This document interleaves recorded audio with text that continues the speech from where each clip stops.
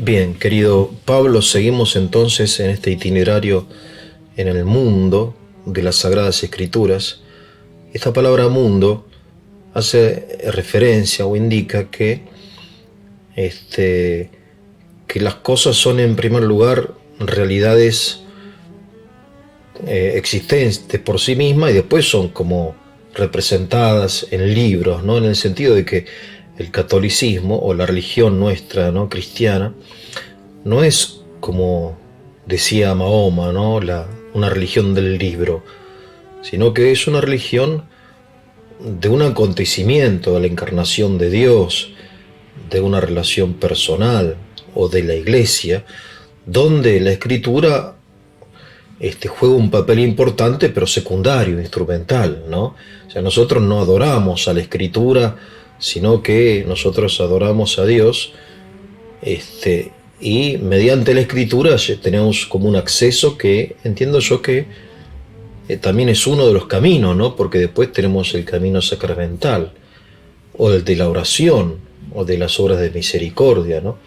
Que nos ponen en comunión con Dios, quizá tanto o más que la lectura meditada de la escritura, ¿no? O sea, eh, con esto no quiero obviamente subestimar el valor de la escritura, sino ponerla dentro como de este mundo que es el cristianismo. No sé. Sí, por supuesto, por supuesto.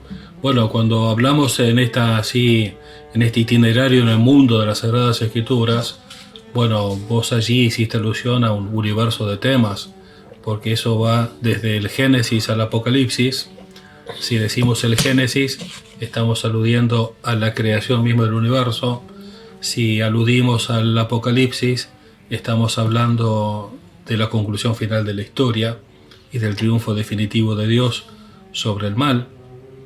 Entonces estamos abarcando una gran cantidad de temas, y por otra parte la escritura tiene una dimensión de alguna manera existencial, porque viene a satisfacer los deseos del corazón humano, que es el hombre es capaz de Dios, y el hombre busca a Dios, y el hombre encuentra a Dios en la revelación, y esa revelación no solo que da explicación a las interrogantes, sino que esa palabra de Dios y ese verbo eterno que se hace carne para salvarnos, saca de la angustia, saca de la desesperación, redime del pecado. Entonces, cuando uno habla de la revelación, obviamente terminamos desembocando en la persona de Cristo, Alfa y Omega. Por eso es que esa frase que utiliza la liturgia cuando bendice el cirio de Pascua en la noche de la vigilia, cuando dice Cristo, Alfa y Omega, ayer y hoy, principio y fin, a Él pertenecen el tiempo y la eternidad, a Él la gloria y el poder por los siglos de los siglos, a nosotros nos sirve mucho para adentrarnos en el mundo de las Sagradas Escrituras. ¿Por qué motivo? Porque en definitiva es el encuentro con el Salvador y el Redentor. Hay muchos textos bíblicos que uno podría pensar que son muy familiares para nosotros. Pensemos la parábola del hijo pródigo, la parábola del buen samaritano. Pensemos en las parábolas de la siembra, allí a la par del lago de Galilea. Pensemos también en Cafarnaúm, el discurso del pan de vida, en la pesca milagrosa luego de la Pascua y cuando le confía a Cristo a Pedro el primado, y tantos textos y palabras y hechos e imágenes que nos son absolutamente familiares. La misma Navidad, la presentación, la misma Pascua, que a nosotros nos llevan a lo que San Agustín decía, el maestro interior. Porque cuando uno se encuentra, no es necesario lo que vos decías, el tema del libro, del texto, muchas veces ese encuentro con Cristo no es abriendo la palabra de Dios formalmente en una lección divina o en un contexto sacro. Por allí puede ser en una circunstancia de angustia existencial, de desesperación, de falta de fe, de tinieblas interiores, donde la persona se acuerda de algo y allí está contenida la palabra de Dios en el recuerdo mismo y allí actúa lo que vos decías, la oración, la gracia y lo que es la iluminación que viene de lo alto, ¿no? Por eso San Agustín hacía esa alusión al maestro interior, que es muy fecunda. Y después hay una que me parece que viene bien ahora que hagamos alusión a ella, y es cuando Santo Tomás de Aquino explica por qué Cristo es Maestro Supremo. Cristo dice que, Santo Tomás dice que Cristo es Maestro Supremo porque dejó la enseñanza escrita en el corazón de los apóstoles. Es decir, un maestro inferior deja su enseñanza escrita en un libro. Cristo no dejó ningún libro escrito. Los evangelios lo escribieron los apóstoles y evangelistas. Cristo dejó su enseñanza como Maestro Supremo, le correspondía el modo supremo de enseñanza, que era dejar dicha enseñanza en el corazón de los apóstoles y discípulos, que posteriormente se pone por escrito. Entonces, esto nos lleva a nosotros también, no solamente a tener ese encuentro con el Maestro interior del que hablaba San Agustín, sino con ese Maestro Supremo que es nuestro Señor Jesucristo.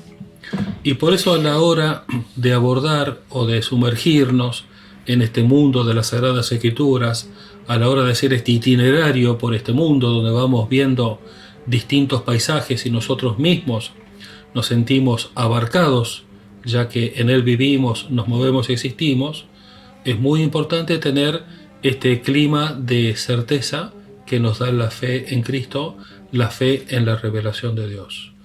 Aunque no por esto vamos a negar que existe la duda de fe. No por esto vamos a negar que existe la desesperación. No por esto vamos a negar que hay personas que entran en tremendas dudas de fe y muy profundas dudas de fe.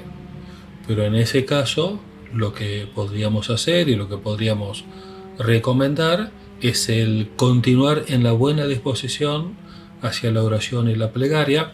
Puede ayudar a abrir el texto sagrado y meditarlo, puede ayudar a tomar el Evangelio del día, pero la buena disposición, el recuerdo de Dios en ese momento, nos van a ayudar sin duda para salir de la desesperación, para salir de la increencia, para salir del principio de desesperación y encontrar en lo que Dios ha revelado, en el modo como Él se brinda y se manifiesta, no algo pequeño, sino la misma salvación.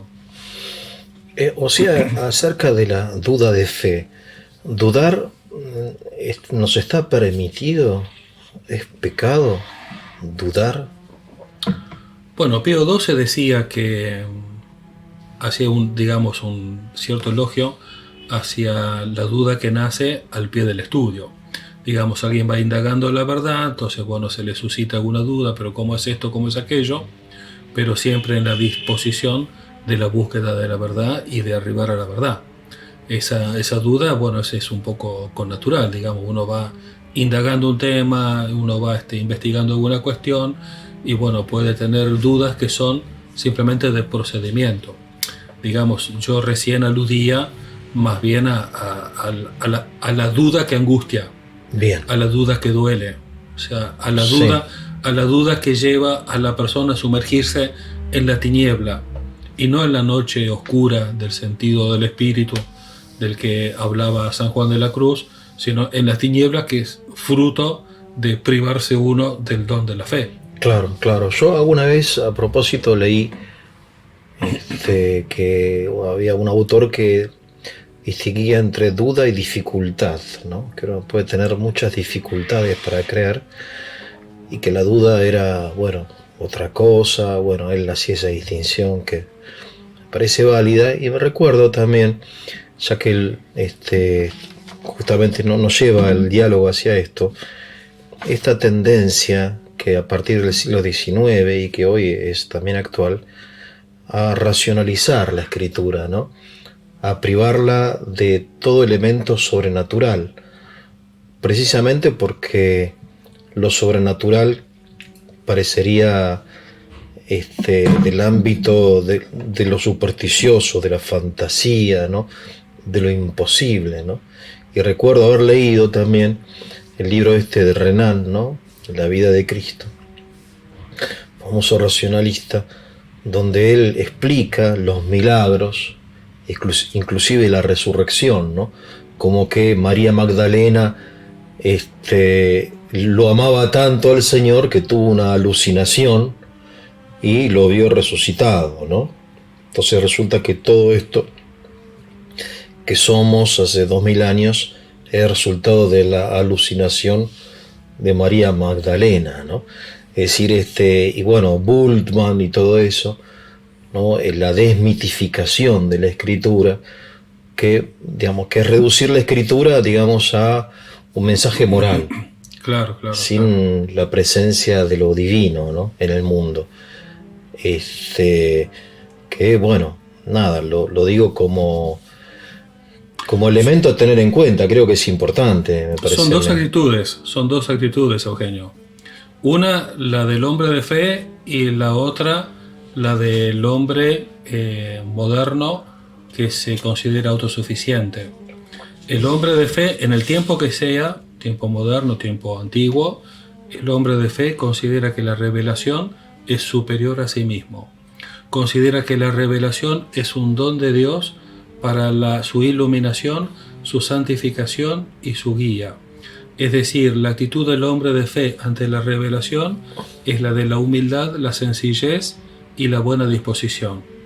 Mientras que la otra actitud, la del hombre autónomo, la del hombre autosuficiente, no parte de una actitud de humildad ante la revelación, sino que parte de una actitud de soberbia, porque se considera superior a lo que está allí revelado y considera que eso que está allí revelado no tiene valor ni tiene injerencia, ni en su vida, ni en la vida del mundo, ni en la vida de la historia. Por eso esa actitud del racionalismo ante la revelación y la palabra de Dios, por eso esa distinción entre el Jesús de la historia y el Cristo de la fe, absolutamente desacertada, cuyo autor es precisamente Bultmann, como tantas otras teorías. Jesús de la historia y Cristo de la fe. Claro. ¿Me podrías, ya que lo mencionás en 2 palabras, si es posible, ¿no? Sí. Explicarnos esa diferencia entre el Jesús de la historia y el Cristo de la fe. Sí, bueno, es una teoría que tiene su origen en Bultmann, que considera que el Jesús de la historia es el que realmente existió, mientras que el Cristo de la fe es una fabulación o un invento de la comunidad primitiva. Como una construcción. Como una construcción de la comunidad primitiva. Claro. Entonces allí entra con que los relatos de la Pascua, los relatos de las apariciones de la Pascua, el relato mismo de la Ascensión, todo eso viene a ser un invento de la comunidad primitiva. Claro. Bueno, esa distinción absolutamente estéril tiene su origen en Bultmann y no corresponde a lo que siempre creyó la Iglesia, conforme a ese santo que vos citabas en tu video de San Ireneo, San Vicente de Lerins, por el cual uno a través de la fe adhiere a lo que siempre, en todas partes y por todos fue creído. Entonces, claro. Bueno, nosotros es el mismo Cristo, desde la encarnación hasta la ascensión a los cielos, es el mismo Cristo con el cual tenemos contacto. Claro, él decía semper omnibus et ubique creditur, ¿no? Es decir, así definía la ortodoxia, o sea, la sana doctrina, aquello que siempre, por todos, o no, por la mayoría, y en todas partes, en todas las iglesias fue creído. Y así, bueno, entonces hay como un consenso así histórico de cómo se entiende, cómo se vive la escritura, ¿no? Y cómo se entiende. Como decía también San Agustín, creo que él decía, creo para entender y también entiendo para creer, ¿no? Uh-huh. O sea, para creer tengo que entender también.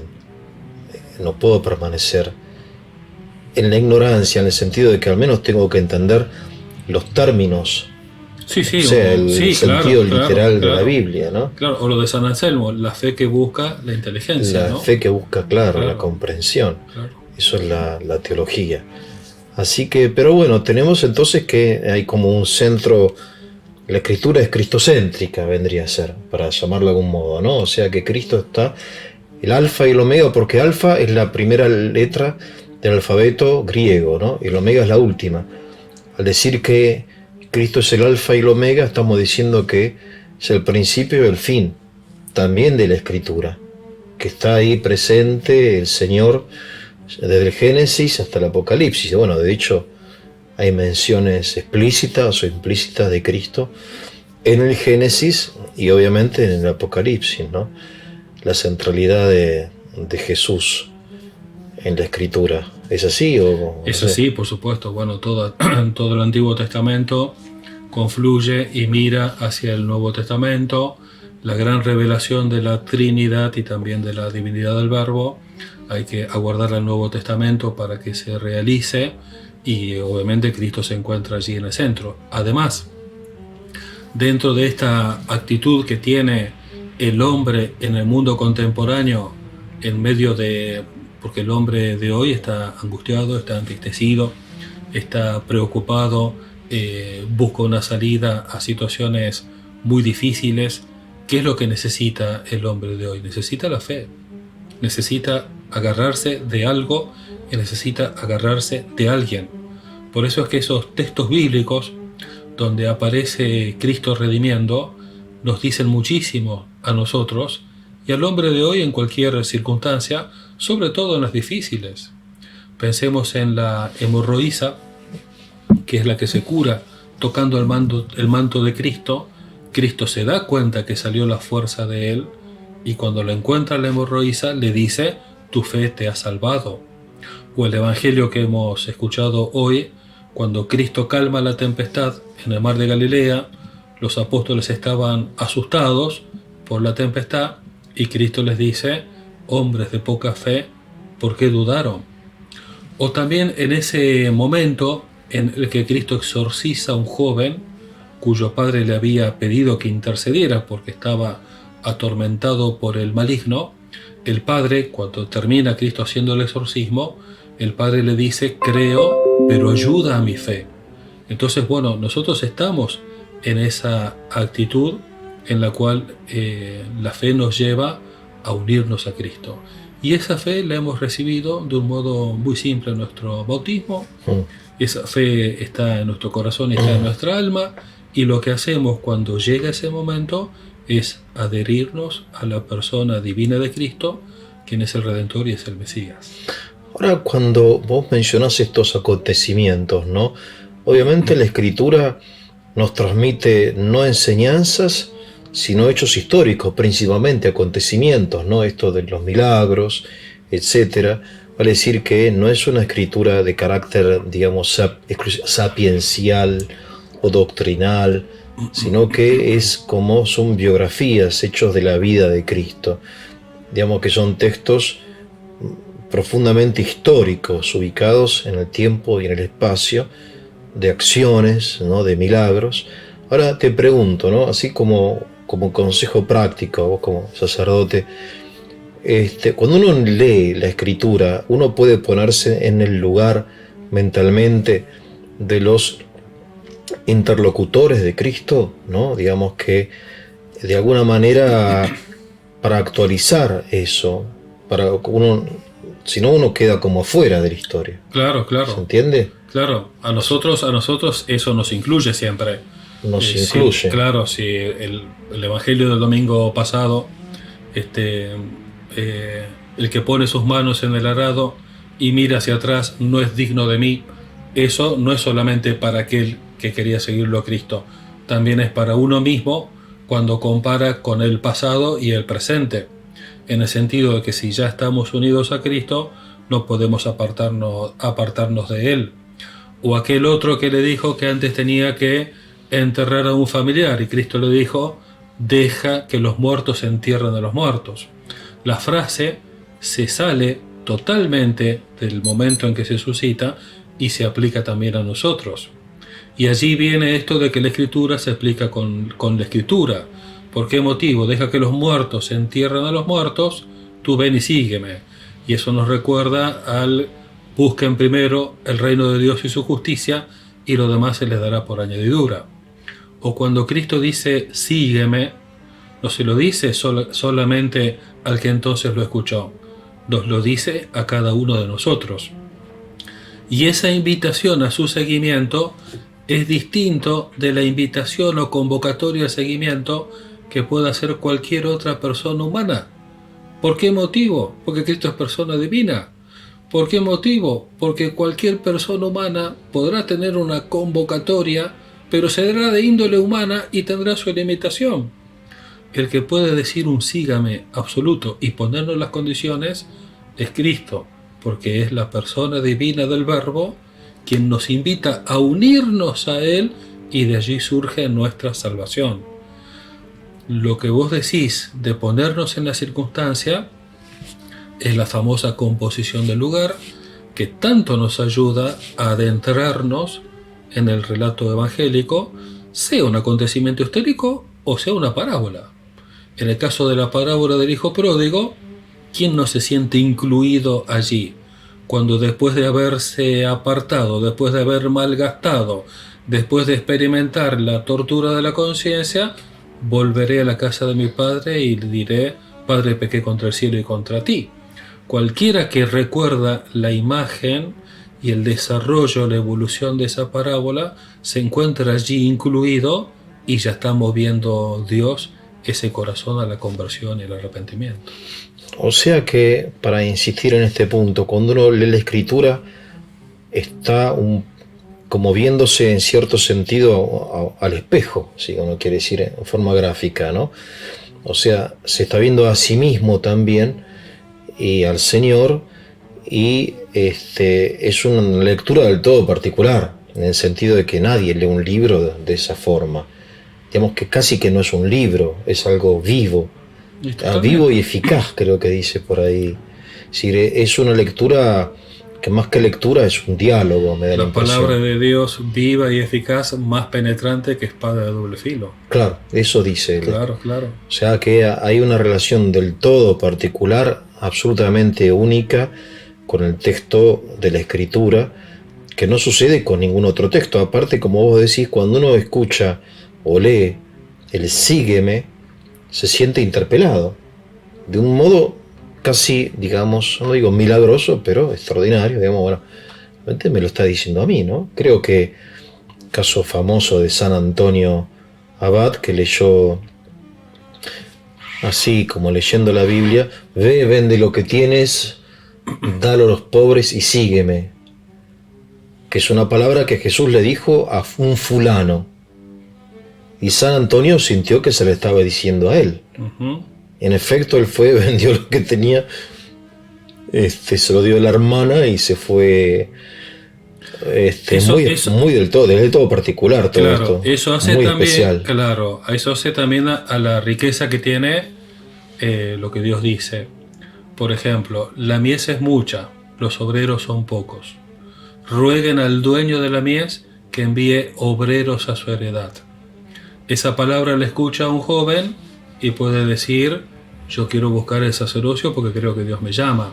Claro. Esa palabra la escuchan padres de familia y pueden decir: bueno, encomendemos a nuestros hijos para que alguno busque o tenga la vocación confiada por Dios. Eso lo puede escuchar alguien no muy creyente, o mejor dicho, no muy practicante, pero con algunos fondos, y puede decir: bueno, yo ayudo a sostener una vocación. Claro. Es una misma palabra que la reciben distintas personas y suscita distintas reacciones. Claro, de ahí que es viva y eficaz. Y de allí el texto de San Efrén. ¿Te acordás el texto de San Efrén? Cuando compara la palabra de Dios a una fuente que no se agota.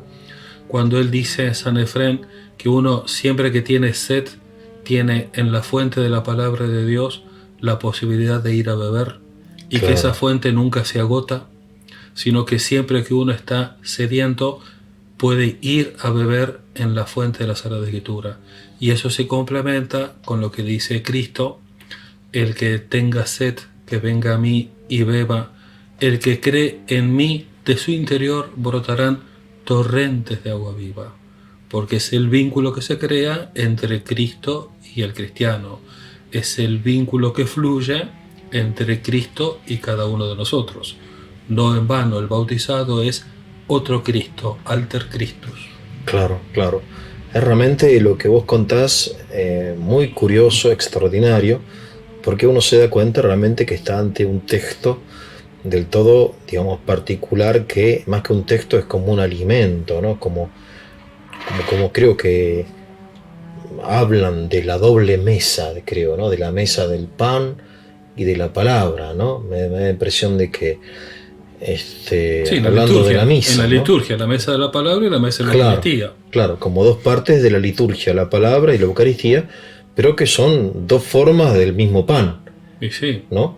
Este es el pan que es Cristo, en definitiva nosotros. Así que, los libros de la BAC que tenían como subtítulo El pan de la cultura cristiana. sí, Toda esa colección de la BAC que es tan valiosa, el pan de la cultura cristiana. claro, sí, sí, sí.